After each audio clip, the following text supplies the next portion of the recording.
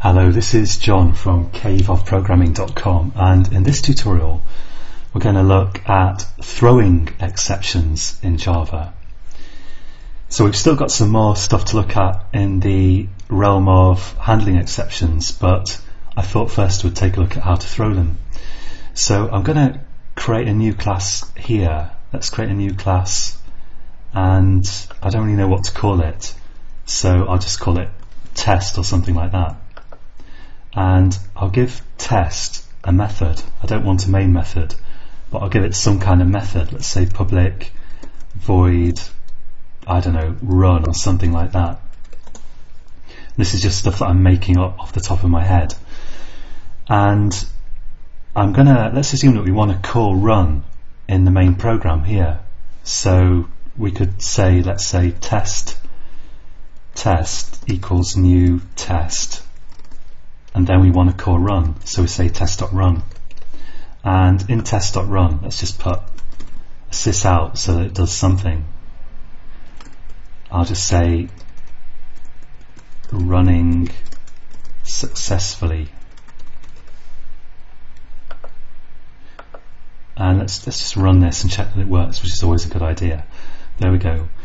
Now let's suppose that run actually has to do something that could go wrong. So I don't know what, but let's imagine that it could go wrong somehow. So let's say int value equals 0, and let's imagine that this is some kind of, in fact let's not call it value, let's call it code, and let's imagine that this is some kind of return value from some complex process. And we'll imagine that 0 means success, so 0 equals success, and anything else, like anything else is like 1, 2, 3 is going to mean failure. So let's say anything else equals error code. Now you throw an exception when something goes wrong in your code. So I mean there are kind of slightly different schools of thought on when you should throw an exception, because back in the days when I was learning C++, I always read that you should only throw an exception if something goes wrong that shouldn't happen. And in Java the same philosophy is kind of followed, but not really so rigorously. Because, for example, if you have some code that looks for a file and then you throw a file not found exception, and imagine that happens whenever the file happens to not be there, but it's just some random file which could be there or could not be there, then throwing and catching a file not found exception becomes part of the normal operation of the program. And arguably that's bad coding, but different people seem to have a different opinion on that. But the bottom line is, an exception is for when something goes wrong, and some people say that this should be something which is not expected to happen during the normal running of the program, but people do differ about that. So we'll assume that something's gone wrong, and we'll say that if code is not equal to 0, then this means something's gone wrong. So something's wrong, and we're going to throw an exception. And the way we do that is, firstly, in the method header here, we have to say what kind of exception the method might throw. And so you need to pick kind of a suitable type of exception. And if you go to Google and you search for Java, possibly your version of Java, let's say 7, and exception, and then go to the API doc for the class exception, you can see a massive range of subclasses here which you could throw. And some particularly common ones are, for example, file not found exception and IO exception. So you could pick an existing exception to throw from one of these. And you could also throw exception itself. You could just throw exception, although that's considered kind of bad practice. And let's imagine that you've looked at all these different exceptions and you decided that IO exception is the one you want. IO exception. IO exception means input output exception. So you could throw this if something goes wrong with the input or output of the program. So let's say here throws IO exception. And so that's throws with a lowercase t, because this is a keyword and the keywords have lowercase letters, and IO exception uppercase I, because this is an actual class. Exceptions are classes. And now here, where the thing actually goes wrong in your code, if it goes wrong, you can say throw new IO exception. And exception classes, they all allow you to specify a message here. So we could say here something went wrong. Actually, that's a terrible error message. How about could not connect to server, something like that.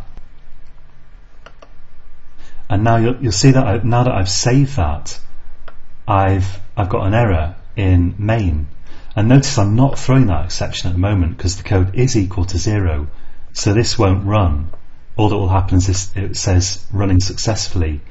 But the point is that this could be a return code, and here we're checking has something gone wrong, and if it has, only then will we throw an exception.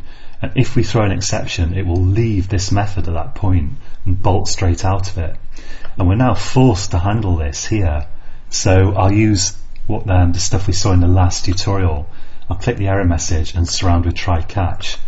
And here we could say e.print stat trace, or we could present some kind of error message to the user, or I could do something like sysout e.get message, and get message will return that message that I supplied to the constructor right here. So if I save that, the error goes away, and if I run it, well, it says running successfully. But if I now change this to be 1, let's say, and now I run it, it's going to say could not connect to server.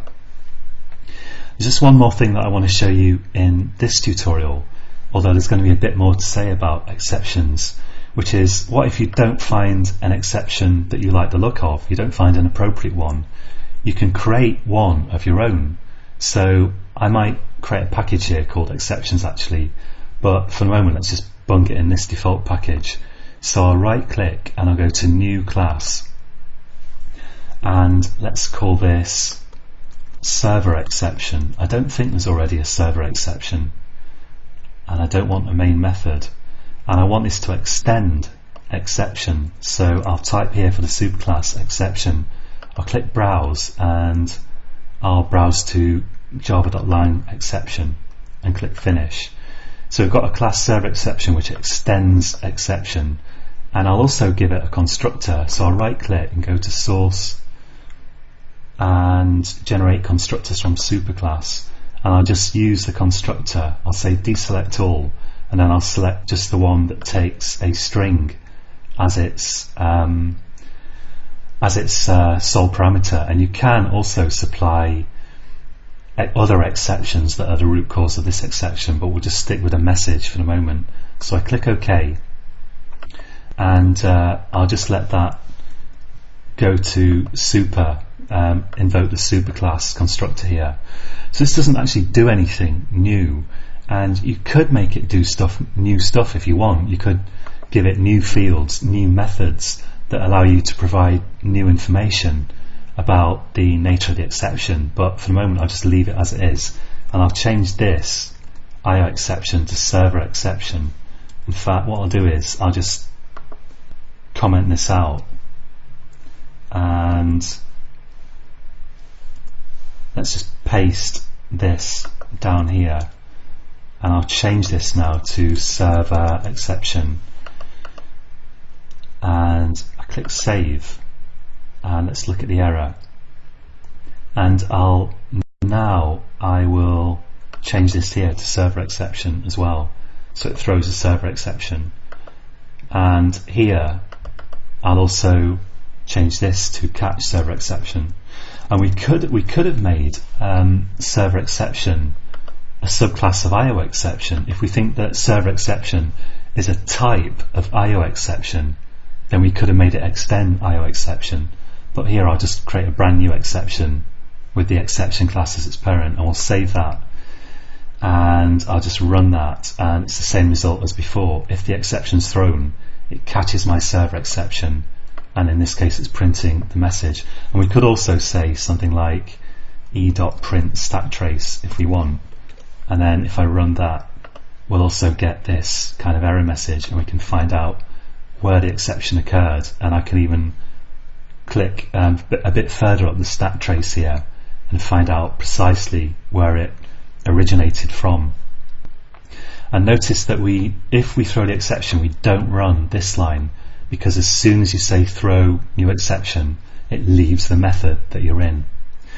So that's it for this tutorial, and we'll look at exceptions a bit more shortly. But until next time, happy coding.